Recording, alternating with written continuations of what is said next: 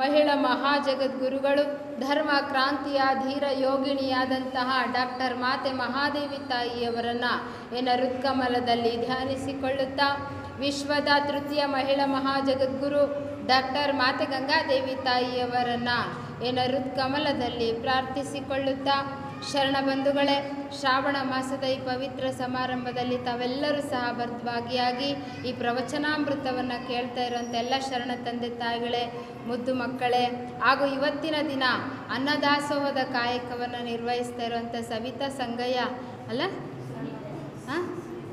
ಸುನೀತಾ ಸಂಗಪ್ಪ ದಂಪತಿಗಳಿಗೂ ಸಹ ನನ್ನ ಭಕ್ತಿಯ ಶರಣುಗಳನ್ನು ಸಲ್ಲಿಸ್ತಾ, ನಾನು ತಮ್ಮೆಲ್ಲರಿಗೂ ಶರಣಾರ್ಥಿಗಳು.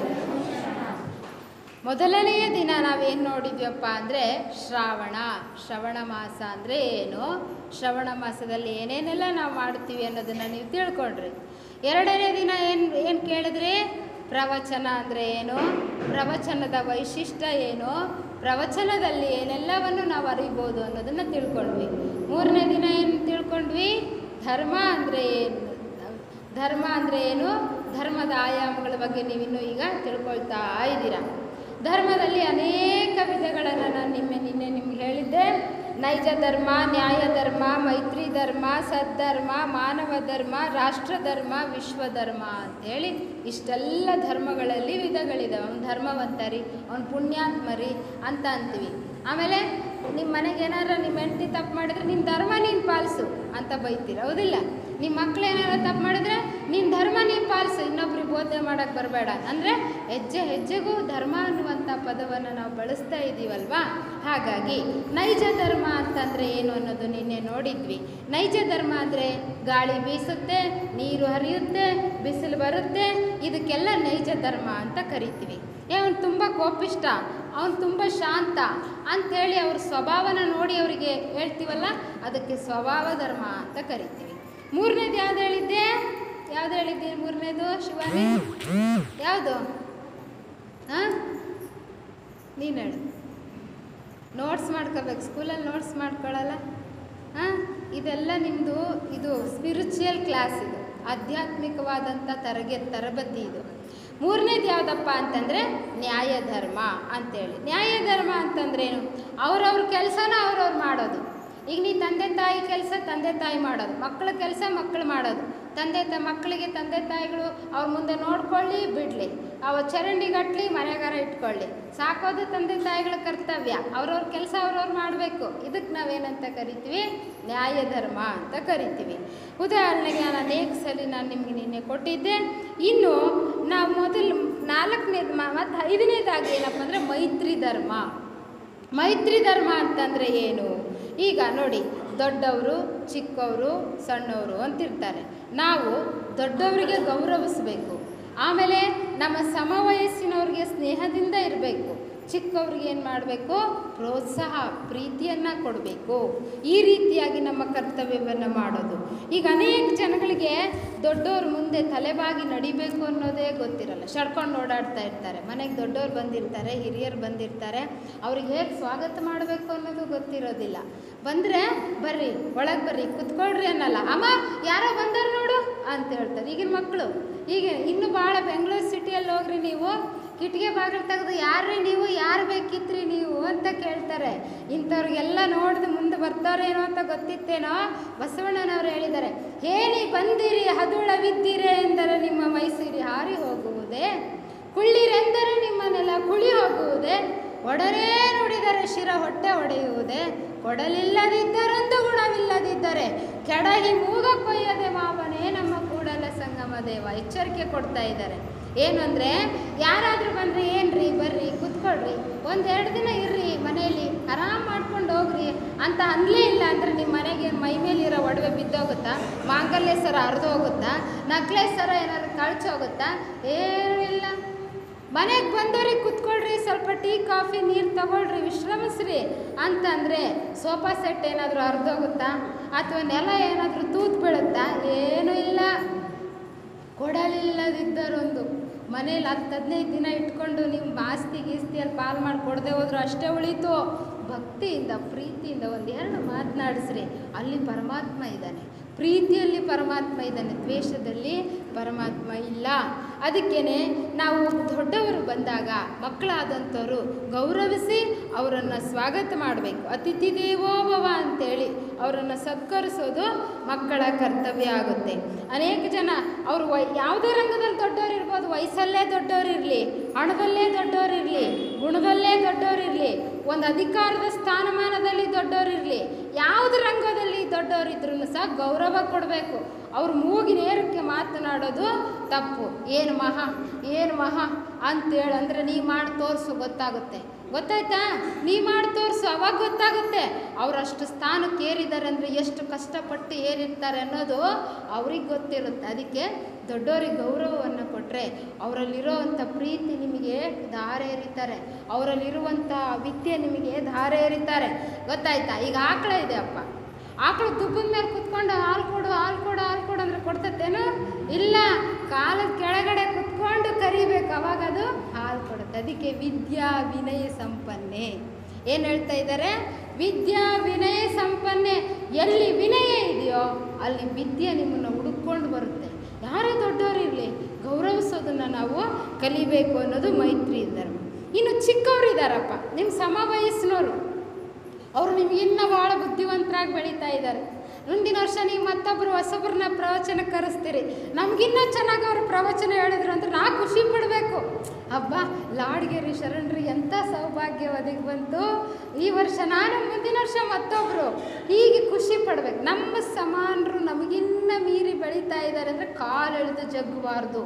ಇನ್ನೊಬ್ಬರ ತೇಜೋವಧೆಯನ್ನು ಮಾಡಿ ನಾನು ಬೆಳಿತೀನಿ ಅನ್ನೋದು ಭಾಳ ದೊಡ್ಡ ಸುಳ್ಳು. ಇನ್ನೊಬ್ಬರು ಬೆಳೀತಾರೆ ಅಂದ್ರೆ ಸಪೋರ್ಟ್ ಕೊಡ್ರಿ, ಮತ್ತೆ ಅದರಲ್ಲಿ ಅರ್ಧ ಯಶಸ್ಸು ನಿಮಗೆ ಬಂದಿರುತ್ತೆ. ಬೆಳೆಯೋರನ್ನ ನೋಡಿ ಹೊಟ್ಟೆನೂ ಹುರ್ಕೋಬಾರ್ದು, ಬೆಳೆಯೋರನ್ನ ನೋಡಿ ಕಾಲೂ ಸಹ ಎಳಿಬಾರ್ದು. ನಾನು ಬೆಳೆದಿಲ್ಲ, ಅವರು ಬೆಳೀತಿದ್ದಾರೆ, ಅವ್ರಿಗೆ ಸಪೋರ್ಟ್ ಕೊಡ್ತೀನಿ ನಾನು ಅನ್ನುವಂಥ ಭಾವನೆ ನಮ್ಮೊಳಗಡೆ ಬರುತ್ತೆ. ನಿಮ್ಮ ಸ್ಕೂಲುಗಳಿಗೆ ಯಾರಾದರೂ ಒಬ್ಬಳಿಗೆ 100 ಮಾರ್ಕ್ಸ್ ತಕ್ಕೋತಾಳೆ, ಹೆಂಗೆ ಓದಿದೆ ನೀನು, ಯಾವ ರೀತಿ ಬರೆದೆ ನೀನು ಅಂತ ಟಿಪ್ಸ್ ತೊಗೊಳ್ರಿ, ಪರವಾಗಿಲ್ಲ. ಅಥವಾ ಗೆಳತನ ಮಾಡಿರಿ, ಅದು ಪರವಾಗಿಲ್ಲ. ಅವಳು ಓದಬಾರ್ದು, ಅವಳು ಬರಿಬಾರ್ದು, ಅವಳು ಹಂಗೆ ಮಾಡಬೇಕು ಅಂತ ಹಿಂಗೆ ಮಾಡಬೇಕು ಅಂತ ಚಾಡಿ ಹೇಳಿ ಅದನ್ನು ಕೆಡಿಸಿಟ್ರೆ ನೀವೇನಾದ್ರಿ ನೀವು ಬ್ಯಾಡ್ ಗರ್ಲ್ಸ್ ಆಗ್ತೀರ. ಹೌದಾ? ನೀವು ಸ್ಟೂಡೆಂಟ್ ಅನಿಸ್ಕೊಳ್ಳೋದಕ್ಕೆ ಸಾಧ್ಯ ಇಲ್ಲ. ಅದಕ್ಕೆ ಚಿಕ್ಕವರಲ್ಲಿ ಅನುಕಂಪ ಇರಬೇಕು, ಸಮವಯಸ್ಕರಲ್ಲಿ ಪ್ರೋತ್ಸಾಹವನ್ನು ಕೊಡಬೇಕು, ತೇಜೋವಧೆಯನ್ನು ಮಾಡಿ ನಾನು ಬೆಳಿತೀನಿ ಅನ್ನುವಂಥದ್ರಿಂದ ಯಾರೂ ಸಹ ಇದುವರೆಗೂ ದೊಡ್ಡವರಾಗಿಲ್ಲ. ಒಂದು ಸರಿ ಏನಾಯ್ತಪ್ಪ ಅಂದರೆ ಮೊಘಲ್ ಚಕ್ರವರ್ತಿಯಾದಂಥ ಅಕ್ಬರ್ ಏನು ಮಾಡ್ದ, ಆಸ್ಥಾನದಲ್ಲಿ ಎಲ್ಲರಿಗೂ ಒಂದು ಪ್ರಶ್ನೆ ಹಾಕ್ದ. ಆಸ್ಥಾನದಲ್ಲಿ ಮೊಘಲ್ ಚಕ್ರವರ್ತಿ ಅಕ್ಬರ್ ಏನು ಮಾಡ್ದ, ಎಲ್ಲರಿಗೂ ಒಂದು ಪ್ರಶ್ನೆ ಕೇಳ್ದ. ಏನು? ಉದ್ದನಾಗೆ ಒಂದು ಗೆರೆ ಎಳೆದ್ಬಿಟ್ಟ. ಗೆರೆ ಎಳೆದ್ಬಿಟ್ಟು ಎಲ್ಲರಿಗೂ ಪ್ರಶ್ನೆ ಮಾಡ್ದ, ಯಾರು ಈ ಗೆರೆನ ಅಳಿಸ್ತೇನೆ, ಆ ಗೆರೆಯನ್ನು ಮುಟ್ಟದೇನೆ ಸಣ್ಣದು ಮಾಡಬೇಕು, ಆ ಗೆರೆನ ಸಣ್ಣದು ಮಾಡಬೇಕು.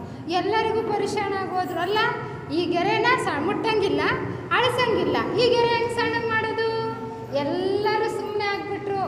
ಅವಾಗ ಬೀರ್ಬಲ್ ಬಂದು ಹೋಗಿ ಇನ್ನೊಂದು ಚಾಪೀಸ್ ತಗೊಂಡ, ಆ ಗೆರೆ ಬಾಜಕ್ಕೆ ಇನ್ನೊಂದು ದೊಡ್ಡ ಗೆರೆ ಎಳೆದ್ಬಿಟ್ಟ. ಆಟೋಮೆಟಿಕ್ ಆಗಿ ಈ ಗೆರೆ ಏನಾಗ್ಬಿಡ್ತು, ಸಣ್ಣದಾಗೋಯ್ತು. ಹಂಗೆ ಯಾರಾದರೂ ಒಬ್ಬರು ಬೆಳೀತಿದ್ದಾರೆ ಅಂದರೆ ನೀನು ಅವ್ರನ್ನ ಮೀರಿಸಿ ಬೆಳಿ, ಯಾರು ಬೇಡ ಅಂದರು, ಮೀರಿಸಿ ಬೆಳಿ. ಅವ್ರು ದೊಡ್ಡ ಗೆರೆ ಹೇಳಿ, ಅದು ಅವಾಗ ಅವರು ನಿನ್ಗಿನ್ನ ದೊಡ್ಡವರಾಗಿ ನಿನಗೆ ಗೌರವ ಕೊಡ್ತಾರೆ. ಅದು ಬಿಟ್ಬಿಟ್ಟು ಹೊಟ್ಟೆ ಕಿಚ್ಚಿನ ಮೊಟ್ಟೆ ಕೋಳಿ ಥರ ಒಳಗೇ ಇದ್ರೆ ನೀವೇ ಸುಟ್ಟೋಗ್ತೀರ, ಭಸ್ಮಾಗೋಗ್ತೀರ. ಮನೆ ಒಳಗೆ ಬಿದ್ದಿರೋ ಬೆಂಕಿ ಮೊದಲು ಮನೆ ಸುಡುತ್ತೆ, ಆಮೇಲೆ ಬಾಜು ಮನೆ ಸುಡುತ್ತೆ.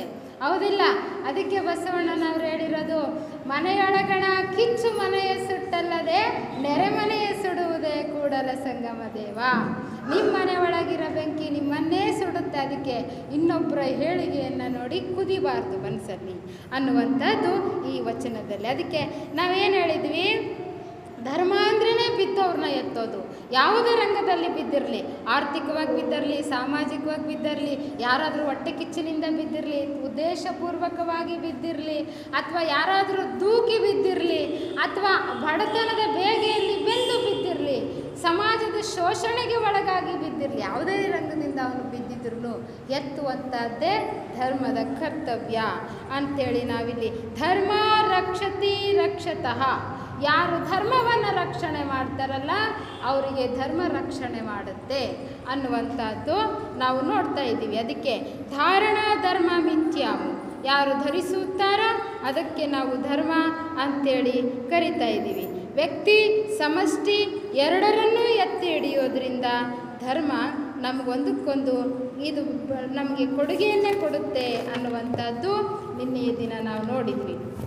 ಅದಕ್ಕೆ ಸಂಬಂಧಪಟ್ಟಂತೆ ಹಿಂದಿಯಲ್ಲಿಯೂ ಸಹ ಒಂದು ಉಕ್ತಿ ಇದೆ, ಅಪನೆ ಗಲ್ತಿ ಕೋ ಜೋ ಬತಾವೆ ಉಸೆ ಪ್ರಣಾಮ್ ಕರೋ ಜೋರ್ ಅಪನೆ ಗಲ್ತಿ ಕೋ ಸುಧಾರೋ ಅಂತ ಒಂದು ಹಿಂದಿಯಲ್ಲಿ ಒಂದು ಮಾತು ಹೇಳ್ತಾರೆ.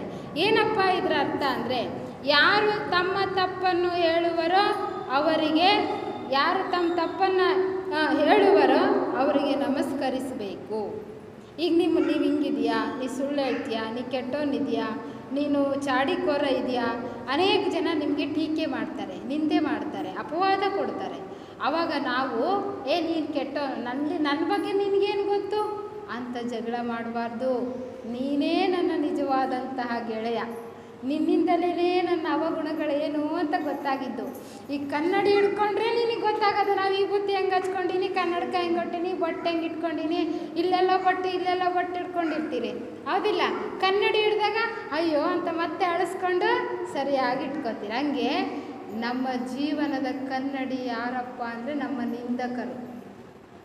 ನಿಂದಕರು.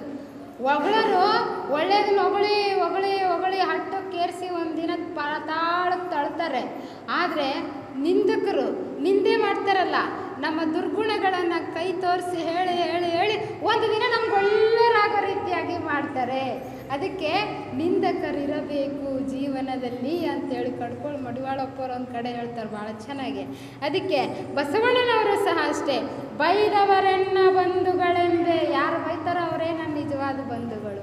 ಹೊಗಳಿದವರೆನ್ನ ಶೂಲಕ್ಕೇರಿ, ಯಾರು ನನ್ನ ಹೊಗಳ್ತಾರೋ ಇವತ್ತಲ್ಲ ನಾಳೆ ನನ್ನ ಶೂಲಕ್ಕೆ ಇವರೇ ಏರಿಸೋರು ಅಂತ ನಾನು ನಂಬ್ಕೋತೀನಿ ಅಂಥೇಳಿ ಬಸವಣ್ಣನವರು ವಚನದಲ್ಲಿ ಹೇಳಿದೆ. ಯಾರಾದರೂ ಬೈದರೆ ಅವ್ರನ್ನ ನನ್ನನ್ನು ಎಚ್ಚರಿಸ್ತಾ ಇದ್ದಾರೆ, ಇವರು ಏನೋ ತಪ್ಪಿನಿಂದ ನನ್ನನ್ನು ಇವರು ಎಚ್ಚರಿಸ್ತಿದ್ದಾರೆ ಅಂತೇಳಿ. ಗೊತ್ತಾಯ್ತಾ? ಧರ್ಮ ಅಂದರೆ ಇದೇನೇನೆ, ನಿನ್ನವರನ್ನು ನೀನು ಪ್ರೇಮಿಸು ಅಂತ ಹೇಳೋದು ಪ್ರಕೃತಿ, ಶತ್ರುಗಳನ್ನು ನೀನು ಪ್ರೀತಿಸು ಅಂತ ಹೇಳೋದೇ ಧರ್ಮ. ಗೊತ್ತಾಯ್ತಾ? ಶತ್ರುಗಳನ್ನು ಪ್ರೀತಿಸಬೇಕು ಅಂತ ಹೇಳುವುದನ್ನು ನಾವು ಧರ್ಮ ಅಂತ ಕರಿತಾ ಇದ್ದೀವಿ. ಅದಕ್ಕೆ ಇಲ್ಲಿ ಬಸವಣ್ಣನವರು ಏನು ಹೇಳ್ತಾ ಇದ್ದಾರೆ, ಯಾರೇ ಆಗಲಿ ನಾವು ಪ್ರೀತಿಯಿಂದ ನಮ್ಮನ್ನು ನಾವು ತಿದ್ದುಕೋಬೇಕು. ಉದಾಹರಣೆಗೆ ನೀವು ಗಾಂಧೀಜಿ ನೋಡಿದಿರಿಲ್ಲ, ಎಷ್ಟೆಲ್ಲ ತಪ್ಪು ಮಾಡಿದ್ದಾರೆ. ಅವರು ಸತ್ಯಾನ್ವೇಷಣೆ ಪುಸ್ತಕ ಓದ್ರಿ ಗೊತ್ತಾಗುತ್ತೆ. ಅಷ್ಟೆಲ್ಲ ತಪ್ಪುಗಳನ್ನು ಮಾಡುವಂಥ ಗಾಂಧೀಜಿಯವರ ಜೀವನ ಇದ್ದಕ್ಕಿದ್ದಂಗೆ ಬದಲಾಯಿತು. ಇವತ್ತಿನ ದಿನ ಇಡೀ ದೇಶಕ್ಕೆ ಮಹಾತ್ಮರು. ಯಾಕೆ? ತಮ್ಮನ್ನು ತಾವು ತಿದ್ದುಕೊಂಡ್ರು, ತಮ್ಮನ್ನು ತಾವು ಅನ್ವೇಷಣೆಗೆ ಒಳಪಡಿಸ್ಕೊಂಡ್ರು. ಹಾಗಾಗಿ ಅವರು ಮಹಾತ್ಮರಾಗಿರೋದಕ್ಕೆ ಸಾಧ್ಯ ಆಗಿದೆ. ಇದೇ ಕೆಲಸವನ್ನು ಬಸವಣ್ಣನವರು 12ನೇ ಶತಮಾನದಲ್ಲಿ ಮಾಡಿದರು. 12ನೇ ಶತಮಾನದಲ್ಲಿ 770 ಜನ ಅಮರಗಣಗಳನ್ನು ಬಸವಣ್ಣನವರು ತಯಾರು ಮಾಡಿದರು. ಎಷ್ಟು? ಒಂದಲ್ಲ ಎರಡಲ್ಲ, 770 ಜನ ಶರಣರನ್ನು ಅವರು ತಯಾರು ಮಾಡಿದರು. ಎಲ್ಲ ಜಾತಿಯವರು, ಹೆಣ್ಣು ಗಂಡು ಎಂಬ ಭೇದವಿಲ್ಲದೆ, ಮೇಲು ಕೀಳು ಎನ್ನುವಂಥ ವರ್ಗಭೇದವಿಲ್ಲದೆ, ವರ್ಣಭೇದವಿಲ್ಲದೆ, ಸನ್ಯಾಸಿ ಸಂಸಾರಿ ಎನ್ನುವಂಥ ಆಶ್ರಮ ಭೇದ ಇಲ್ಲದೇ ಎಲ್ಲರೂ ಒಂದೇ ಸಮಾನತೆಯಿಂದ ಕೂತ್ಕೊಂಡ್ರು. ತಾವು ಕೇಳಿದ್ರು, ತಮಗೇನಾದರೂ ಪ್ರಶ್ನೆಗಳನ್ನು ಬಂದರೆ ಎದ್ದು ನಿಂತ್ಕೊಂಡು ಕೇಳಿದ್ರು, ಉತ್ತರ ಹೇಳಿದರು, ತಿಳಿದಿರುವಂಥ ಸಲಹೆಗಳನ್ನು ಸಹ ಅವರು ಕೊಡ್ತಾ ಬಂದರು. ಹೀಗೆ ನಾವು 12ನೇ ಶತಮಾನದಲ್ಲಿ ಬಸವಣ್ಣನವರು ಮಾಡಿದಂಥ ಅದ್ಭುತವಾದಂಥ ಕ್ರಾಂತಿಯಿಂದ ಜಾತಿ ಎನ್ನುವಂಥ ಬೇರು ಅಲುಗಾಡಿ ಎಲ್ಲರೂ ಶರಣರಾದರು. ಜಾತಿ ಎನ್ನುವಂಥ ಬುಡ ಸಮೇತವಾಗಿ ಕಿತ್ತು ಒಗೆದು ಬಿಟ್ಟರು ಅಲ್ರಿ. ಮತ್ತು ಬಸವಣ್ಣನವರು ಜಾತಿ ಎನ್ನುವಂತಹ ಬೇರನ್ನೇ ಕಿತ್ತು ಹೋಗುದ್ರಿ ಅಂತ ಹೇಳಿದ್ರಿ. ಮತ್ತು ಈಗಲೂ ಜಾತಿ ಯಾಕೈತೆ ಅಂತ ಅನೇಕ ಜನ ಪ್ರಶ್ನೆ ಮಾಡ್ತಾರೆ. ಈಗೂ ಯಾಕಿದೆ? ಮತ್ತು ಜಾತಿ ಕಿತ್ತೋಗಿದ್ರು ಹೋಗ್ಬೇಕಿತ್ತಲ್ಲ, ಯಾಕಿದೆ ಇವತ್ತಿನ ದಿನ ಅಂದರೆ? ಯಾಕಿದೆ ಅಂತಂದರೆ, ನಮ್ಮ ಲಿಂಗಾನಂದ ಸ್ವಾಮೀಜಿಯವರು ಇದ್ದಾರೆ ನೋಡ್ರಿ, ಅವರು ಗಂಗೋತ್ರಿ ಆಶ್ರಮ ಅಂತ ಮಾಡಿದ್ದಾರೆ ಬೆಂಗಳೂರಲ್ಲಿ. ಅವಾಗಿನ ಕಾಲಕ್ಕೆ ಅವರು ಬೆಂಗಳೂರು ಆಶ್ರಮ ಕೊಂಡುಕೊಂಡು 108 ಅಡಿ ಮೂರ್ತಿ ಮಾಡಬೇಕು ಅಂತ ಕನಸು ಕಟ್ಟಿದ್ರು. ಅದು ಇವಾಗ ಸಾಕಾರ ಆಗ್ತಾಯಿದೆ. ಮಹಾತ್ಮರು ಸಂಕಲ್ಪ ಮಾಡಿದ್ದೆ ಅವತ್ತು ಹುಸಿ ಆಗೋದಿಲ್ಲ. ಅಂತಹ ಜಾಗದಲ್ಲಿ ಅವರು ಅವಾಗ ಏನು ಮಾಡ್ತಿದ್ರು ಅಂದರೆ ಬೆಳೆ ಬೆಳೀತಾ ಇದ್ರು. ಬೆಳೆ ಬೆಳೀತಾ ಇರಬೇಕಾದ್ರೆ ಒಂದು ದಿನ ಒಬ್ಬ ಶಿಷ್ಯ ಜೊತೆಗಿದ್ದ. ಆವಾಗ ಅವನು ಕೇಳ್ದ, ಗುರುಗಳೇ ಹೋದ ವರ್ಷ ನಾವು ಕಳೆ ಕಿತ್ತಿದ್ವಿ, ಈ ವರ್ಷನೂ ಈ ಕಳೆ ಯಾಕೆ ಹುಟ್ಟಿದೆ ಅಂತ ಕೇಳ್ದ. ಅಯ್ಯೋ ಪೆದ್ದ, ಈ ವರ್ಷ ಯಾಕೆ ಕಳೆ ಹುಟ್ಟಿದೆ, ಬೀಜ ಎಲ್ಲಿಂದ ಬಂತು, ಕಳೆ ಬೀಜ ಅಂತ ಅವನದು ತಲೆಗೆ. ಅದಕ್ಕೆ ಹೇಳಿದ್ದು, ಮಳೆ ಬಂತು, ಗಾಳಿ ಬೀಸ್ತು, ಆವಾಗ ಮಳೆಯಲ್ಲಿ ಗಾಳಿಯಲ್ಲಿ ಬೇರೆ ಕಡೆ ಇರುವಂಥ ಹುಲ್ಲಿನ ಕಳೆಯ ಬೀಜಗಳೆಲ್ಲ ಬಂದು ಇಲ್ಲಿ ಬಂದು ಮತ್ತೆ ಹುಟ್ಕೊಂಡು.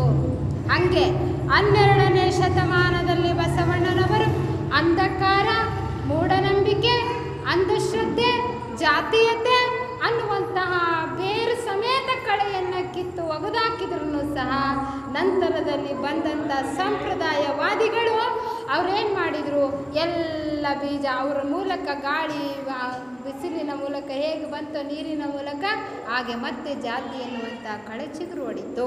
ಅದಕ್ಕೇನೆ ಬಸವಣ್ಣನವರು ಮಾಡಿದಂಥ ಆ ಕ್ರಾಂತಿ ಬುಡ ಸಮೇತ ಕಿತ್ತಿದ್ದು ಒಂದು ರೀತಿಯಾದಂಥ ಕ್ರಾಂತಿ ಆಯ್ತದೆ.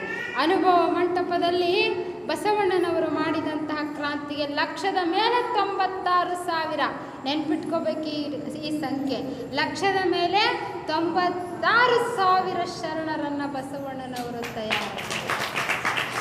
ತಯಾರು ಮಾಡಿದರು. ಬಸವಣ್ಣರು ಇದ್ದಿದ್ದು ಬರೀ 30 ವರ್ಷ ರೀ, ಕಲ್ಯಾಣದಲ್ಲಿ ಇದ್ದಿದ್ದು ಬರೀ 30 ವರ್ಷ. 30 ವರ್ಷಕ್ಕೆ ಯಾವ ಪ್ರವಾದಿಗಳು ಸಹ ಇಷ್ಟೊಂದು ಅನುಯಾಯಿಗಳನ್ನು ತಯಾರು ಮಾಡಿಲ್ಲ. ಅದು ಹೆಮ್ಮೆ ಪಡುವಂತಹ ವಿಚಾರ.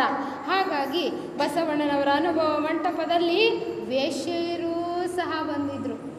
ಏನ್ರಿ ಎಂತರ್ನೇ ತಂದು ಅನುಭವ ಮಂಟಪದಲ್ಲಿ ಬಿಟ್ಕೋತಿರಲ್ಲ, ಇದೇನು ಸಂತೆ ಮೈದಾನನಾ ಅಂತ ಕೇಳ್ತಾ ಇದ್ರು ಕೆಲವರು ಬಸವಣ್ಣನವ್ರಿಗೆ. ಅಲ್ಲ, ಸುಳ್ಳೆರನ್ನೆಲ್ಲ ಕರ್ಕೊಂಡು ಬಂದ ಅನುಭವ ಮಂಟಪದಲ್ಲಿ ಎಲ್ಲರಿಗೂ ಅವಕಾಶ ಕೊಡಬೇಕಪ್ಪ, ಅವಕಾಶ ಕೊಟ್ಟು ನೋಡಬೇಕು, ಅವರೆಲ್ಲರೂ ಪರಿವರ್ತನೆ ಆಗ್ತಾರೆ ಅಂದರೆ. ಇಲ್ಲ ಅನುಭವ ಮಂಟಪದಲ್ಲೆಲ್ಲ ಅಂಥವ್ರು ಎಲ್ಲ ಬರಬಾರ್ದು ಅಂದಾಗ ಬಸವಣ್ಣನವ್ರು ಉತ್ತರ ಕೊಡ್ತಾರೆ, ಆಸ್ಪತ್ರೆ ಇರೋದು ಯಾಕ್ರಿ, ಯಾರಿಗ್ರಿ ಆಸ್ಪತ್ರೆ ಇರೋದು? ಯಾರಿಗೆ? ರೋಗಿಗಳಿಗೆ. ಚೆನ್ನಾಗಿರೋರ್ಗೆ ಆಸ್ಪತ್ರೆಗೆ ಹೋಗ್ತೀರಾ? ಇಲ್ಲ, ಅನುಭವ ಮಂಟಪ ಇರೋದು ಭವಿಗಳಿಗೆ ವಿನಃ ಎಲ್ಲರಿಗೆ ಮತ್ತೆ ಭವಿತನವನ್ನು ಕಳ್ಕೊಳ್ಳೋದಕ್ಕೆ ವಿನಃ ಬರೀ ಭಕ್ತರೇ ಇರಬೇಕು ಅನ್ನುವಂಥ ರೂಲ್ಸ್ ಇಲ್ಲ ಅಂತ ಹೇಳಿದ್ರು ಬಸವಣ್ಣನವರು. ಹಾಗಾಗಿ 12ನೇ ಶತಮಾನದಲ್ಲಿ ಹರಿಹರ ಮಹಾಕವಿ ಎಷ್ಟು ಜನ ಸೂಳೆಯರು ಶರಣೆಯರಾದರು ಅನ್ನೋದನ್ನು ತನ್ನ ರಗಳೆಯಲ್ಲಿ ಬರೆದಿದ್ದಾನೆ. 12,000 ಸೂಳೆಯರನ್ನು ಶರಣೆಯರನ್ನಾಗಿ ಮಾಡಿದಂಥ ಕೀರ್ತಿ ಗುರು ಬಸವಣ್ಣನವರದು. ಒಬ್ಬರಲ್ಲ ಇಬ್ಬರಲ್ಲ, ಎಷ್ಟು ಜನ? 12,000 ಪುಣ್ಯಾಂಗರೆಯರನ್ನು ಮಾಡಿದರು ಬಸವಣ್ಣನವರು ಅಂಥೇಳಿ. ಇದು ಬಹಳ ಅದ್ಭುತವಾದಂಥ ಕ್ರಾಂತಿ ಅವತ್ತಿನ ದಿನ. ಏಕೆ ಅಂದರೆ ಅವರು ಓಣಿಯಲ್ಲಿ ಹೋಗೋಗಿಲ್ಲ, ಕಣ್ಣೆತ್ತಿ ಅವ್ರನ್ನ ನೋಡೋ ಆಗಿಲ್ಲ, ಅವ್ರಿಗೆ ಆ ವೃತ್ತಿ ಬಿಟ್ಟರೆ ಬೇರೆ ಇಲ್ಲ. ಹುಣ್ಣಾಕಬೇಕು ಅಂದರೆ ಅದೇ ವೃತ್ತಿಯನ್ನೇ ಮಾಡಬೇಕು. ಆ ರೀತಿಯಾಗಿ ಅವರು ಬೆಳೆಸಿದ್ರು ಆ ಸಮಾಜವನ್ನು. ಅಂತಹ ಕ್ಲಿಷ್ಟವಾದಂಥ ಸಮಾಜವನ್ನು ಭೇದಿಸಿ ಆ ಹೆಣ್ಣು ಮಕ್ಕಳಿಗೆ ಧಾರ್ಮಿಕ ಸಂಸ್ಕಾರವನ್ನು ಕೊಟ್ಟಂಥ ಮಾತೃ ಹೃದಯ, ಪ್ರೇಮ, ತಾಯಿಯ ಹೃದಯ ಯಾರ್ದಾದರೂ ಜಗತ್ತಿನಲ್ಲಿ ಇದ್ದರೆ ಅದು ವಿಶ್ವಗುರು ಬಸವಣ್ಣನವರದು ಅನ್ನುವಂಥದ್ದನ್ನು ನಾನು ಹೇಳ್ತಾ ಇದ್ದೀನಿ. ಯಾಕೆ ಅಂದರೆ ತನ್ನಿಂದ ತಾನೇ ನಾನು ಪಾಪಿ ಆಗಬೇಕು ಅಂತ ಯಾರೂ ಸಹ ನಿರ್ಧಾರ ಮಾಡಲ್ಲ. ನಾ ಪಾಪಿ ಆಗಬೇಕು ಅಂತ ನಾ ಬಯಸ್ತೀನೇನು? ನೀವು ಪಾಪಿ ಆಗಬೇಕು ಅಂತ ಎಂದಾರು ನೀವು ಬಯಸ್ತೀರೇನು? ಇಲ್ಲ. ಸಮಾಜ, ಪರಿಸರ, ಬೆಳವಣಿಗೆಗೆ ಆ ರೀತಿ ಅವರಿಗೆ ಪ್ರೋತ್ಸಾಹ ಕೊಟ್ಟಿರ್ತದೆ. ಒಂದು ಅವಕಾಶಗಳನ್ನು ಕೊಟ್ಟು ನೋಡಬೇಕು ಅಂಥೇಳಿ ಹೇಳ್ತಾ ಇದ್ದಾರೆ ಇಲ್ಲಿ ಶರಣರು. ಅದಕ್ಕೆ ತನ್ನಿಂದ ತಾನೇ ಯಾರು ಪಾಪಿ ಆಗಲ್ಲ ಅಂತ ಮೇಲೆ ಶರಣನಾಗೋದಕ್ಕೂ ಅವನು ಬಲ್ಲ ಅಂಥೇಳಿ ಬಸವಣ್ಣನವರು ಆ ಮಹಾಮನೆಯ ಬಾಗಿಲನ್ನು ತೆಗೆದರು. ನಮ್ಮಂಥ ಜಂಗಮ ಮೂರ್ತಿಗಳಿಗೆ ಸೂಳೆಯರ ವೇರಿಗಳಿಗೆ, ವೇರಿ ಅಂದರೆ ಏನಂತೀರಿ ನೀವು? ಕಾಲೋನಿ, ಓಣಿಗಳಿಗೆ ಕಳಿಸ್ಕೊಟ್ರು. ಅಲ್ಲೆಲ್ಲ ಹೋಗಿ ಅವ್ರಿಗೆಲ್ಲ ಪರಿವರ್ತನೆ ಮಾಡಿಬರ್ರಿ, ಅವ್ರಿಗೆ ಹೊಸ ಜೀವನವನ್ನು ಕಲಿಸ್ಕೊಡ್ಬೇಕು ಅಂಥೇಳಿ ಕಳಿಸ್ಕೊಟ್ಟಾಗ ಲೆಂಕರಸ ಎನ್ನುವಂತಹ ಒಬ್ಬ ಸನ್ಯಾಸಿ ಸೂಳೆಯರ ಆ ಓಣಿಗೆ ಹೋಗಿದ್ದಾನೆ, ದುಡ್ಡನ್ನು ಕೊಟ್ಟಿದ್ದಾನೆ. ರಾಜನರ್ತಕಿಯಾದಂಥ ಮಾಯಾದೇವಿಯನ್ನು ಪರಿವರ್ತನೆ ಮಾಡಬೇಕು ಅಂತೇಳಿ ಅರಮನೆಯ ಮುಂದೆ ಬಂದು ನಿಂತಿದ್ದಾನೆ. ಬಂದಾಗ ಮಾಯಾದೇವಿ ಸುಂದರವಾಗಿ ಅಲಂಕಾರವನ್ನು ಮಾಡಿಕೊಂಡು ಎಲ್ಲ ಮಂತ್ರಿಗಳಿಗೆ ಕುಡಿಯೋದಕ್ಕೆ ಕೊಟ್ಟು ನೃತ್ಯ ಮಾಡ್ತಾ ಇದ್ದಾಳೆ. ನೃತ್ಯ ಮಾಡ್ತಾ ಇರಬೇಕಾದ್ರೆ ಆವಾಗ ಲೆಂಕರಸರು ಓಂ ಶ್ರೀ ಗುರು ಬಸವಲಿಂಗಾಯ ನಮಃ ಅಂತೇಳಿ ಮಂತ್ರ ಹೇಳ್ಕೊಂತ ಅಲ್ಲಿಗೆ ಬಂದರು. ಆ ಮಂತ್ರಿಗಳೆಲ್ಲ ಅಲ್ಲ ಗುರುಮನೆಗಿರೋನು ನೀ ಅರಮನೆಗೆ ಯಾಕೆ ಬಂದಿ ಅಂತ ಪ್ರಶ್ನೆ ಮಾಡಿದ್ರು. ಅವರು ಮಂತ್ರಿಗಳಿದ್ರಲ್ಲ, ನಿಂದೇನಿದ್ರು ಗುರುಮನೆ, ಇಲ್ಲೇನು ನಿನ್ನ ಕೆಲಸ ಅಂತ ಹೇಳಿದಾಗ ಬಸವಣ್ಣನವರು ನಿಮ್ಮನ್ನೆಲ್ಲ ಪರಿವರ್ತನೆ ಮಾಡಬೇಕು ಅಂತ ಬಯಸಿದ್ದಾರೆ, ಅದಕ್ಕೆ ನಾನು ಬಂದಿದ್ದೀನಿ. ಓಹೋ, ನೀವೆಲ್ಲ ಸಾಕಾಗಿರಲಿಲ್ಲ ಬಸವಣ್ಣವ್ರಿಗೆ, ಅದಕ್ಕೆ ಈಗ ನಮ್ಮನ್ನು ಪರಿವರ್ತನೆ ಮಾಡೋದಕ್ಕೆ ಬಂದಿದೆಯಾ?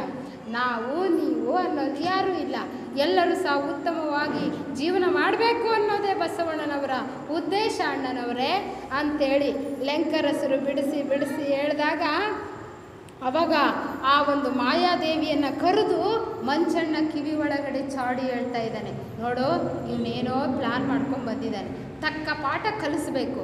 ಏನು ಮಾಡ್ತೀಯ ಗೊತ್ತಾ, ನೀನು ಬೇಡ ಅಂತ ನೀನು ಬಸವಣ್ಣನವರ ಹೆಂಡತಿಯ ಧಾರೆ ಸೀರೆಯನ್ನು ಕೇಳು, ಕೊಡ್ತಾರೇನೋ ನೋಡೋಣ ಅಂತ. ಇಲ್ಲಪ್ಪ ನಾನು ಅದನ್ನು ಮಾತ್ರ ಕೇಳೋದಿಲ್ಲ ಅಂತ ಮಾಯಾದೇವಿ ಹೇಳ್ತಾ, ಕೇಳ್ತೀಯೋ ಇಲ್ಲೋ, ಇಲ್ಲಾಂದರೆ ನೀನು ಸಂಬಳ ಕಟ್ತೀವತ್ತು ಅಂತ ಹೇಳ್ಬಿಡ್ತಾ. ಆವಾಗ ಹಂಚ್ಕೊಂಡು ಮಾಯಾದೇವಿ ಬಂದು, ಲೆಂಕರಸರೇ ನಾನು ಪರಿವರ್ತನೆ ಆಗಬೇಕೆ? ಹೌದು ತಾಯಿ, ಬಸವಣ್ಣನವರು ನೀವು ಪರಿವರ್ತನೆ ಆಗಬೇಕು ಅಂತಲೇ ನನ್ನ ಕಳಿಸ್ಕೊಟ್ಟಿರೋದು. ಹಾಗಾದರೆ ನಾನು ಪರಿವರ್ತನೆ ಆಗಲೇಬೇಕು ಅನ್ನೋದಾದರೆ ನಂದು ಒಂದು ಷರತ್ತು, ಏನು ಹೇಳ್ರಿ? ನಿಮ್ಮ ಬಸವಣ್ಣನವರು ಇದಾರಲ್ಲ, ಅವರ ಪತ್ನಿಯ ಧಾರೆ ಸೀರೆಯನ್ನು ತಂದು ಕೊಡ್ತೀರಿ ಅಂದು ಕೂಡಲೇ ಲೆಂಕರಸರು ಶಿವ ಎಂತಹ ಬಯಕೆ ನಿಮ್ಮದು ಅಂತೇಳಿ ಕಿವಿ ಆಹಾ ಈಗೆಲ್ಲೋಯ್ತು ನಿಮ್ಮ ಪರಿವರ್ತನೆ ಪಾಠ, ಹೋಗಿ ಕೇಳಿ ನಿಮ್ಮ ಗುರುಗಳು ಏನು ಹೇಳ್ತಾರೆ. ನೀವೇ ಇಷ್ಟು ಬೆಚ್ಚ ಬೀಳ್ತೀರಿ ಅಂದಮೇಲೆ ನಿಮ್ಮ ಬಸವಣ್ಣ ಇನ್ನೇನು ಕೊಡ್ತಾನೆ, ಹೋಗೋಣ ನಡ್ರಿ ಅಂತ ಹೇಳಿ ಕಳಿಸಿದ್ರು. ಆವಾಗ ಲೆಂಕರಸರು ವಾಪಸ್ ಬಂದುಬಿಟ್ಟು, ಯಾಕೆ ಲೆಂಕರಸರೇ, ಯಾಕೆ ಮಕ ಒಂಥರ ಆಗಿಬಿಟ್ಟಿದೆಯಲ್ಲ, ಏನಾಯಿತು, ಓದ ಕೆಲಸ ಏನಾಯ್ತು, ಯಾರು ಪರಿವರ್ತನೆ ಆಗಲಿಲ್ವೇ ಅಂಥೇಳಿ ಬಸವಣ್ಣನವರು ಕೇಳಿದಾಗ ಪರಿವರ್ತನೆ ಆಗ್ತಾಯಿದ್ರು, ಆದರೆ ಆ ಪಾಪಿ ಅಂತ ಹೇಳಿದ್ರು. ಪಾಪಿ ಆ ಶಬ್ದವನ್ನು ಬಳಸಬೇಡ, ಯಾರು ಪಾಪಿಗಳಲ್ಲ, ಈ ಭೂಮಿ ಮೇಲೆ ಬಂದಿರೋರು ಎಲ್ಲರೂ ಮಹಾತ್ಮರಿದ್ದಾರೆ, ನಾವು ನೋಡುವ ದೃಷ್ಟಿಕೋನವನ್ನು ಬೆಳೆಸ್ಕೋಬೇಕಷ್ಟೇನೆ. ಲೆಂಕರಸರೇ ಓದ ವಿಷಯ ಏನಾಯ್ತು ಹೇಳಿ ಅಂದಾಗ, ಅಪ್ಪ ಬಸವಣ್ಣನವರೇ ನಿಮ್ಮ ಪತ್ನಿಯ ಧಾರೆಯ ಸೀರೆಯನ್ನು ಕೇಳಿದಾಳೆ ಮಾಯಾದೇವಿ ಅಂದಾಗ, ಹೌದೇ ಭಾಳ ಸಂತೋಷ. ಆವಾಗ ಹಂಗಂದು ಕೊಡ್ಲೇನೆ ಆ ನೀಲಮ್ಮನರ ಒಂದು ಸ್ವಲ್ಪ ತಡಿಬೇಕಿತ್ತಲ್ಲ, ಬರನೇ ಹೋಗಿ ಧಾರೆ ಸೀರೆಯನ್ನು ತಂದು ಕೊಟ್ಟೇ ಬಿಟ್ಲು. ಆವಾಗ ಬಸವಣ್ಣನವರು ಅದಕ್ಕೆ ವಿಭೂತಿ ಹಚ್ಚಿ ಶುದ್ಧೀಕರಣ ಮಾಡಿ, ನನ್ನ ಮಗಳ ಜೀವನ ಪಾವನ ಆಗಲಿ, ಹೋಗಿ ಕೊಟ್ಟು ಬರ್ರಿ ಲೆಂಕರಸರೇ ಅಂತ ಕೊಟ್ಟರು. ಅಂಥ ದೊಡ್ಡ ಗುಣ ಬಸವಣ್ಣನವರು. ನನ್ನ ಮಗಳ ಜೀವನ ಪಾವನ ಆಗಲಿ, ಕೊಟ್ಟು ಬರ್ರಿ ಅಂದಾಗ ಲೆಂಕರಸರು ಅದನ್ನು ತಗೊಂಡು ಬರ್ತಾರೆ. ಅವಾಗ ಬಂದು, ತಾಯಿ ತಗೊಳಮ್ಮ ಅಂದಾಗ, ಕೊಟ್ಟೇ ಬಿಟ್ರೆ, ನಿಜವಾಗ್ಲೂ ಕೊಟ್ಬಿಟ್ರೆ ಬಸವಣ್ಣನವರು? ಹೌದಮ್ಮ, ಕೊಟ್ಟಿದ್ದಷ್ಟೇ ಅಲ್ಲ, ನನ್ನ ಮಗಳ ಜೀವನ ಪಾವನ ಆಗಲಿ ಅಂತ ಅರಿಸಿದ್ದಾರೆ ಅಂತ ಹೇಳಿದಾಗ ಆಕೆ ಆ ಸೀರೆ ನೋಡ್ತಾಳೆ, ಬಹಳ ಚೆನ್ನಾಗಿರ್ತದೆ. ಅದನ್ನು ತಗೊಂಡು ಹೋಗಿ ಉಟ್ಕೋತಾಳೆ. ಮೈಯಲ್ಲೆಲ್ಲ ರೋಮಾಂಚನ, ಅದ್ಭುತವಾದಂಥ ಶಕ್ತಿ ಮೈಯೊಳಗೆ ಬಂದಂಗೆ, ಏನೋ ಶರಣಾಗತಿ ಭಾವನೆ. ಶರಣರ ಬಟ್ಟೆ ಅದಕ್ಕೆ ಬಸವಣ್ಣರು ಹೇಳಿರೋದು, ಶರಣರ ಮನೆಯ ಶ್ವಾನ ಆಗಿರಿಸು, ತೊತ್ತಾಗಿರಿಸು ಅಂತಾರೆ. ಯಾಕಂದರೆ ಅವರ ಒಡನಾಟದಿಂದ ಪರಿವರ್ತನೆ ಆಗಿಬಿಡ್ತೀವಿ. ವೈಭೋಗದ ಜೀವನದ ಅರಮನೆಯಲ್ಲಿ ಸಾವಿರಾರು ವರ್ಷ ಬದುಕಿದ್ರು ನಮ್ಮ ಜೀವನದ ಉಲ್ಕಡ್ಡಿಯಷ್ಟು ಪರಿವರ್ತನೆ ಆಗಲ್ಲ. ಶರಣರ ಮನೆ ಕಸ ಹೊಡೆಯೋ ಕೆಲಸ ಮಾಡಿದ್ರು ನಮ್ಮ ಜೀವನ ಬಂಗಾರದಂಗೆ ಆಗುತ್ತೆ. ಅದಕ್ಕೆ ಆಕೆ ಕೇವಲ ಸೀರೆಯನ್ನು ಹುಟ್ಟಿದ್ದಕ್ಕೆ ಅದ್ಭುತವಾದಂಥ ಪರಿವರ್ತನೆಯನ್ನು ಕಂಡ್ಲು. ಹಾಗೇನೇ ಶರಣಾಗತಿ ಆದಳು, ಓಡೋಡಿ ಬಂದು ಲೆಂಕರಸರ ಕಾಲಿಗೆ ಬಿದ್ದರು. ಬಸವಣ್ಣ ನನ್ನನ್ನು ಕ್ಷಮಿಸು ಅಂತ. ನಾನು ಬಸವಣ್ಣ ಅಲ್ಲ, ನಾನು ಲೆಂಕರಸ, ಅವ್ರ ಪಾದ ಸೇವಕ ಅಂದಾಗ, ನನಗೆ ನೀವು ಬಸವಣ್ಣನವರೇ ಕಂಡಂಗೆ ಕಣ್ರಿ ಅಂತೇಳಿ ಲೆಂಕರಸರು ಹೇಳ್ತಾರೆ. ಆವಾಗಿನಿಂದ ಆಕೆ ನಿರ್ಧಾರ ಮಾಡಿದ್ಲು, ನನ್ನ ವೇಶ್ಯವಾಟಿಕೆಗೆ ಇವತ್ತೇ ವಿರಾಮವನ್ನು ಇಟ್ಟುಬಿಡ್ತೀನಿ. ನಾನು ಸಹ ಶರಣೆ ಆಗಬೇಕು, ಸಾಧನೆ ಮಾಡಬೇಕು, ವಚನಗಳನ್ನು ಬರಿಬೇಕು, ಅನುಭವ ಮಂಟಪದಲ್ಲಿ ಶರಣರ ಸೇವೆಯನ್ನು ಮಾಡಬೇಕು ಅಂತೇಳಿ ನಿರ್ಧಾರ ಮಾಡಿಕೊಂಡು ಹಾಗೆ ಪೂಜೆಯನ್ನು ಮಾಡ್ತಾ ಇದ್ದಾಳೆ. ಬಸವಣ್ಣನವರ ಭಾವಚಿತ್ರವನ್ನು ಪ್ರತಿಷ್ಠಾಪನೆ ಮಾಡಿಕೊಂಡು ಪೂಜೆ, ಧ್ಯಾನ, ಯೋಗ ಎಲ್ಲ ಮಾಡ್ತಾ ಇರಬೇಕಾದ್ರೆ ಮಾಮೂಲಿ ಬರ್ತಾರಲ್ಲ ಪ್ರತಿದಿನ, ಅದೇ ರೀತಿ ಮರುದಿನ ನಾರಾಯಣ, ಕ್ರಮಿತ, ಮಂಚಣ್ಣ, ಕಾಮಣ್ಣ ಎಲ್ಲರೂ ಬಂದರು. ಬಂದಾಗ ಅಲ್ಲಿ ವೈಭೋಗ ಇಲ್ಲ, ಭಕ್ತಿಯ ವೈಭೋಗ ತುಂಬ್ಕೊಂಡ್ಬಿಟ್ಟಿದೆ. ಭಾವನೆ ತುಂಬಿ ಭಕ್ತಿ ತುಂಬಿ ಹಾಡಾಡ್ತಾ ಇದ್ದಾಳೆ, ತಲೆ ತುಂಬ ಸೆರಗಾಕೊಂಡಿದ್ದಾಳೆ, ವಿಭೂತಿ ರುದ್ರಾಕ್ಷಿ ಹಾಕ್ಕೊಂಡಾಳೆ. ಇವ್ರೇನು ಕನಸೋ ನನಸೋ ಅಂತ ಕಣ್ಬಿಟ್ಟು ನೋಡ್ತಾ ಇದ್ದಾರೆ. ಆವಾಗ ಬಂದು ಆಕೆ ಪೂಜೆ ಕುಳಿತಿರುವಾಗ ಸೆರಗನ್ನು ಹಿಡಿದು ಹೇಳಿದ್ದಾರೆ, ಅಣ್ಣನವರೇ ಕ್ಷಮಿಸಿ, ನಾನು ಇವತ್ತಿನ ದಿನ ಶರಣೆಯಾಗಿದ್ದೀನಿ, ನಾನು ಈ ಜೀವನಕ್ಕೆ ವಿರಾಮವನ್ನು ಇಟ್ಟಿದ್ದೀನಿ, ದಯಮಾಡಿ ನನ್ನನ್ನು ಕಾಕದೃಷ್ಟಿಯಿಂದ ನೋಡಬೇಡ್ರಿ ಅಂತೇಳಿ ಬೇಡ್ಕೊಂಡ್ರೆ, ಯಾರು ನಿನಗೆ ಪಾಠ ಕಲಿಸಿದ್ದು? ನೀನು ಹುಟ್ಟಿದ್ದೇ ಈ ಜಾತಿಯಲ್ಲಿ, ನೀ ಹುಟ್ಟಿದ್ದೇ ಇದಕ್ಕೋಸ್ಕರ, ನಿನಗೆ ಶರಣೆ ಆಗುವ ಹಕ್ಕಿಲ್ಲ ಅಂತ ಹೇಳಿದರು. ಆವಾಗ ಇಲ್ಲ ಬಸವಣ್ಣನವರು ಸರ್ವರೂ ಶರಣರಾಗ್ಬೋದು ಅನ್ನೋದನ್ನು ಕಲಿಸ್ಕೊಟ್ಟಿದ್ದಾರೆ. ನಾನು ಇವತ್ತಿನ ದಿನ ಶರಣೆ ಆಗ್ತೀನಿ, ಅವರು ಹೇಳಿದ್ದಕ್ಕೆ ನನಗೆ ಆತ್ಮವಿಶ್ವಾಸ ಮೂಡಿದೆ ಅಂದ ತಕ್ಷಣವೇ ನೀ ಇಲ್ಲ ಅಂದರೆ ಕೇಳೋರು ಯಾರು ಅಂಥೇಳಿ ಅವರು ದಾಢ್ಯದಂಥ ಮಾತನ್ನು ಆಡಿ ಮತ್ತೆ ಸೆರಗನ್ನು ಹಿಡಿದು ಎಳೆಯುವಂಥ ಸಂದರ್ಭದಲ್ಲಿ ಬಸವಣ್ಣ ನನ್ನನ್ನು ರಕ್ಷಿಸು ತಂದೆ ಅಂಥೇಳಿ ಮನಸ್ಸಲ್ಲಿ ಪ್ರಾರ್ಥನೆಯನ್ನು ಮಾಡ್ತಾ ಇದ್ದಾಳೆ. ಆ ಕ್ಷಣದಲ್ಲಿ ಪವಾಡ ಆಯ್ತ್ರಿ. ಆಕೆ ಏನು ಅಂದರೆ ತ್ರಿಶೂಲವನ್ನು ಹಿಡಿದ ದೇವಿ ಥರ ಅವ್ರ ಕಣ್ಣಿಗೆ ಕಾಣಲು.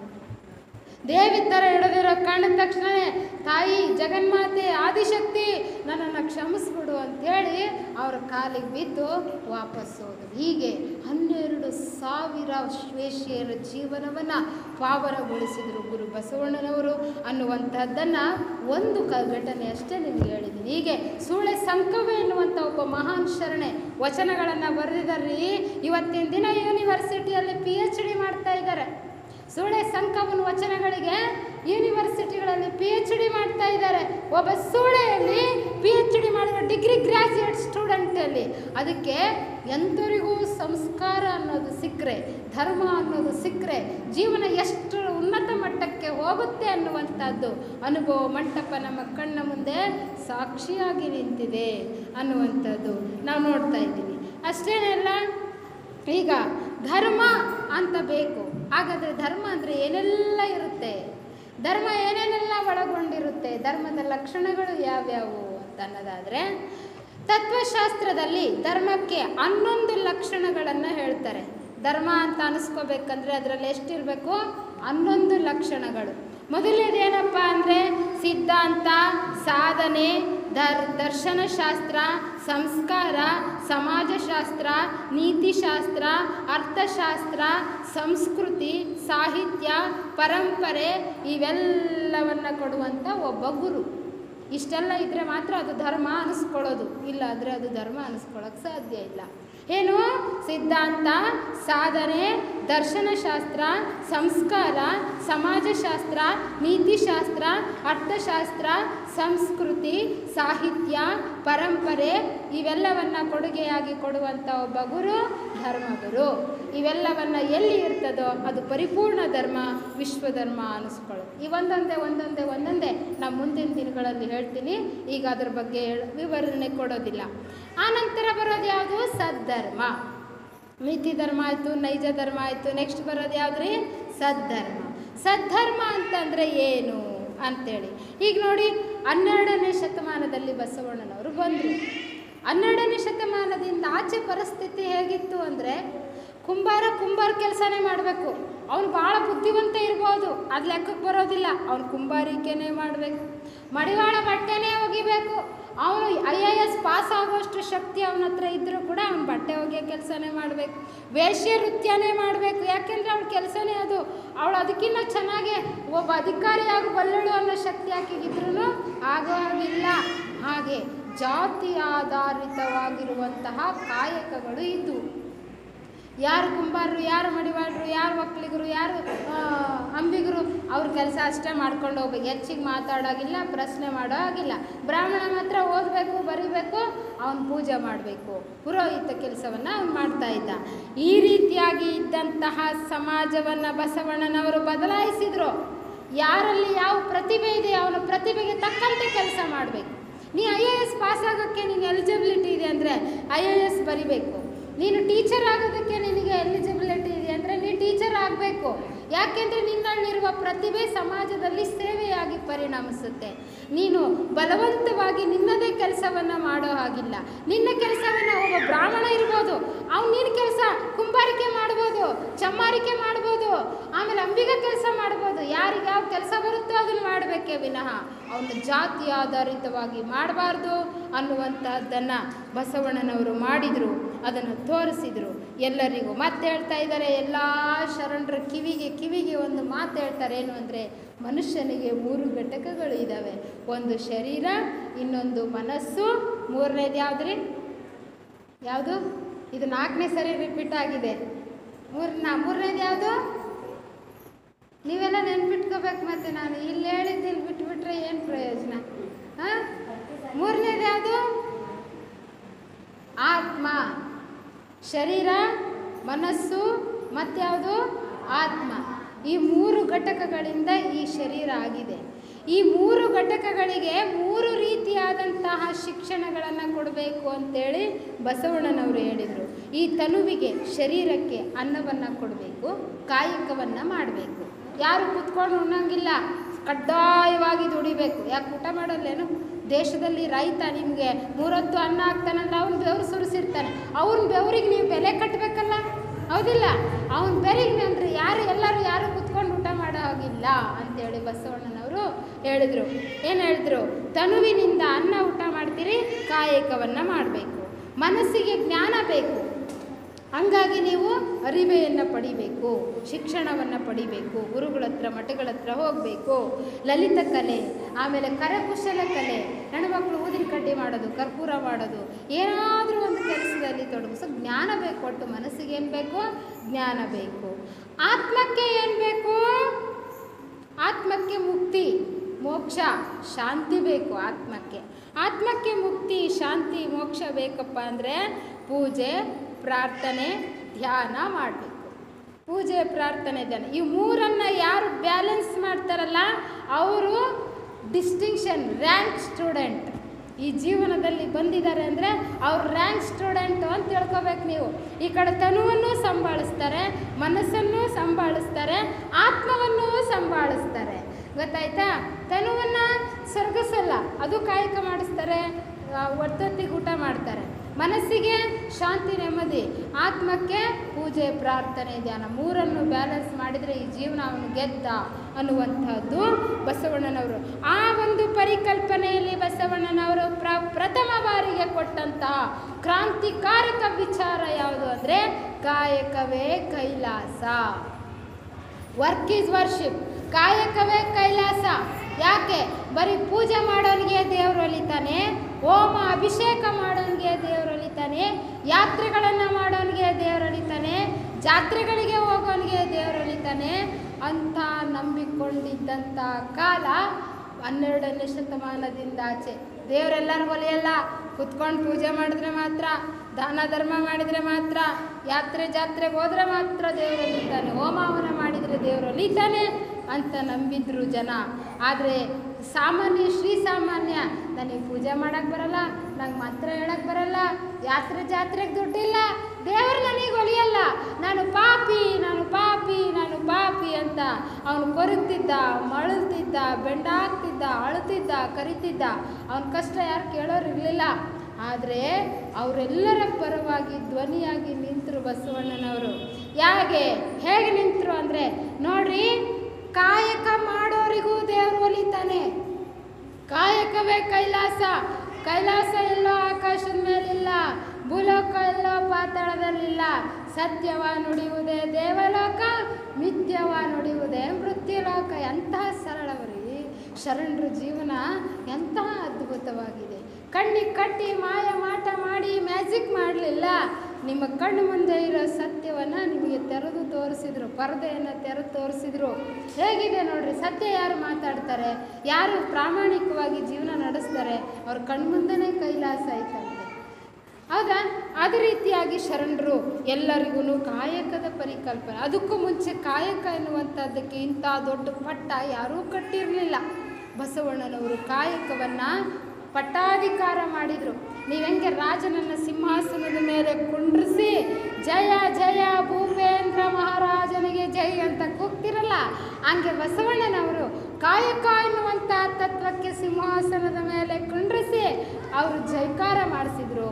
ಹಾಗಾಗಿ ಕಾಯಕ ತತ್ವ ಎಲ್ಲರಿಗೂ ಸಹ ಹೋಯ್ತು. ಅದಕ್ಕೆ ಜನಸಾಮಾನ್ಯರು ಬಸವಣ್ಣನವರು ಕಾಯಕ ತತ್ವದ ನೇತಾರರು ಅಂತೇಳಿ ಏನು ಹೇಳ್ತಾರೆ ಅಂದರೆ, ಬುದ್ಧಿ ಬಿತ್ತುವ ಮಂತ್ರ, ಬಿತ್ತಿ ಬೆಳೆಯುವ ಮಂತ್ರ, ಸತ್ಯ ಶಿವ ಮಂತ್ರ ನಿನ್ನೆಸರು ಬಸವಯ್ಯ, ಮರ್ತ್ಯದೊಳು ಮಂತ್ರ ಜೀವನಕ್ಕೆ ಅಂತ ಹೇಳಿದ್ರು. ಅಂತ ಮಾತು ನೋಡ್ರಿ. ಏನು ಹೇಳಿರೋದು? ಉತ್ತಿ ಬಿತ್ತುವ ಮಂತ್ರ, ಉತ್ತೋದಿರಲಿ ಬಿತ್ತೋದಿರಲಿ ಬೆಳೆಯೋದಿರಲಿ ಎಲ್ಲದನ್ನು ಕಲಿಸಿದ್ದು ಬಸವಣ್ಣನು. ಬಿತ್ತಿ ಬೆಳೆಯುವ ಮಂತ್ರ ಸತ್ಯ ಶಿವ ಮಂತ್ರ. ಬಸವಣ್ಣ ಕಾಯಕವನ್ನೇ ಮಂತ್ರ ಮಾಡಾಕ್ಬಿಟ್ರು. ಬಸವಣ್ಣನವರು ಕಾಯಕವನ್ನೇ ಮಂತ್ರ ಮಾಡಾಕಿ ಕಾಯಕದ ಮಹತ್ವವನ್ನು ಜಗತ್ತಿಗೆ ತೋರಿಸಿಕೊಟ್ಟಿದ್ದರಿಂದ ಎಲ್ಲರೂ ದೈವತ್ವವನ್ನು ಹೊಂದೋದಕ್ಕೆ ಸುಲಭವಾದಂಥ ಮಾರ್ಗ ಅಲ್ಲಿ ಬರ್ತಾ ಇದೆ. ಹಾಗನೇ ಈ ಧರ್ಮದಲ್ಲಿ, ಈ ಸದ್ಧರ್ಮದಲ್ಲಿ ಇನ್ನೂ 2 ಮುಖ್ಯ ಅಂಶಗಳು ಬರ್ತವೆ, ಮತ್ತೆರಡು ಉಪ ಅಂಶಗಳು ಅಂತ ನಾವು ಇದಕ್ಕೆ ಕರಿತೀವಿ. ಏನಪ್ಪ ಅಂತಂತ ಉಪ ಅಂಶಗಳು ಅಂದರೆ, ಇಲ್ಲಿ ಗಮನ ಕೊಡಬೇಕು, ಸುಮ್ಮನೆ ಅವ್ರು ಮುಂದೆ ಬರೋರಷ್ಟೇ ಆಗ್ತಾರೆ. ಉಪ ಅಂಶಗಳು ಯಾವುದು ಅಂದರೆ ಸಕಾಲಿಕ ಸತ್ಯಗಳು, ತ್ರಿಕಾಲಿಕ ಸತ್ಯಗಳು ಅಂತ. ಏನ್ರಿ? ಸಕಾಲಿಕ ಸತ್ಯಗಳು ಮತ್ತು ತ್ರಿಕಾಲಿಕ ಸತ್ಯಗಳು ಅಂತ. ಏನು ಇದು ಸಕಾಲಿಕ ಸತ್ಯ ಮತ್ತು ತ್ರಿಕಾಲಿಕ ಸತ್ಯ